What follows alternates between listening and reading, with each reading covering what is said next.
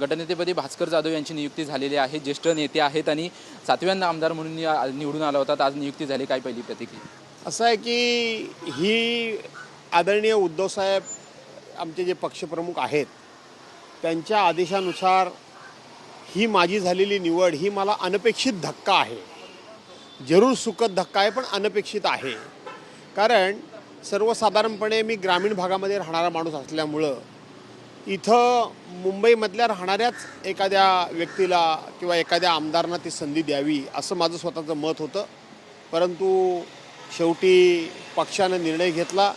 उद्धवसाहेबांच्या नेतृत्वाखाली, त्यांच्या अध्यक्षतेखाली सर्वाधिकार देऊन मीटिंग झाली आणि म्हणून माझ्यावर जो हा उद्धवसाहेबांनी आणि सर्व आमदारांनी जो विश्वास दाखवलेला आहे तो विश्वास सार्थ ठरवण्याचा मी प्रयत्न करेन। आव्हान असणार आहे, केवळ 20 आमदार आलेत, महायुतीला मोठ्या प्रमाणात बहुमत असणार आहे, तुमच्या पुढे आव्हानं मोठी असणार आहेत। खरंच आहे की माझ्यासमोर हे मोठं आव्हानच आहे, कारण पुढे आहे ते पाशवी बहुमत आहे। पण पाशवी बहुमत असेल आणि नियमानं संसदीय कार्यप्रणालीप्रमाणे लोकशाहीची बूज राखणं असं जर सत्ताधारी पक्षानं ठरवलं तर हे आव्हान मी निश्चितपणे लिलया पेलेन।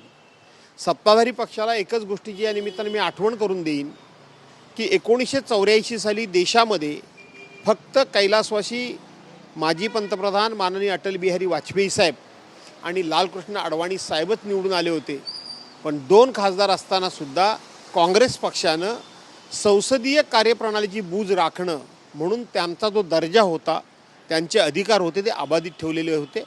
आणि म्हणून हे देखील लोक जनतेनं एवढं पाशवी बहुमत दिलं आहे, याने ते फार अहंकारी होणार नाहीत तर विनम्र होतील अशी माझी अपेक्षा आहे। कोकणाला वारंवार आपल्या पक्षाकडून झुकतं माप दिलेलं पाहायला मिळतं। याच्या अगोदर रामदास आठवलेंना विरोधी पक्षनेतेपद दिलं होतं, तुम्ही 7व्यांदा कदमांना विरोधी पक्षनेतेपद दिलं होतं, आता तुम्हाला गटनेता पद दिलंय।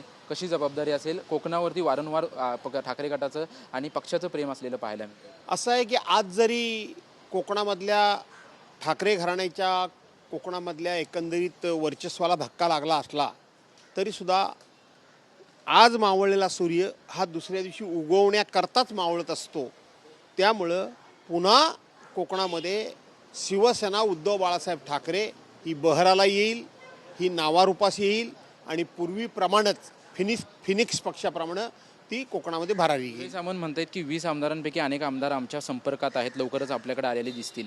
असं आहे की आता शेवटी जर असं सातत्यानं बोलणं गेलं तर त्यांचीच टिंगलटवाळी होणार आहे, त्यांचीच चेष्टा होणार आहे की शेवटी तुम्ही असं सातत्यानं विरोधी पक्षाबद्दल बोलणं पर्यायनं ही ती लोकशाहीची थट्टा होते, एवढंच मी त्यांना सांगेन। पक्षनेता विना विधानसभा असणार आहे। आपल्या गटाकडून काही अध्यक्षांना निवडणं हे झाल्यानंतर, सरकार आल्यानंतर काही पत्र वगैरे दिलं जाणार आहे का? मी सांगितलं ना, 1984 साली 2च खासदार होते, बाकी सगळं बहुमत हे काँग्रेसचं होतं।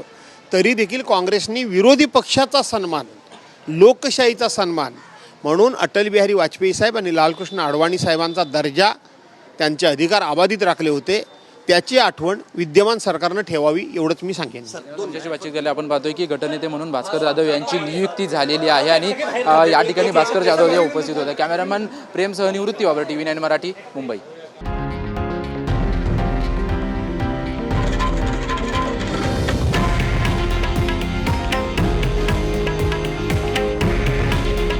हे आहे देशातील नंबर 1 न्यूज नेटवर्क आणि आपण पाहत आहात TV9 मराठी।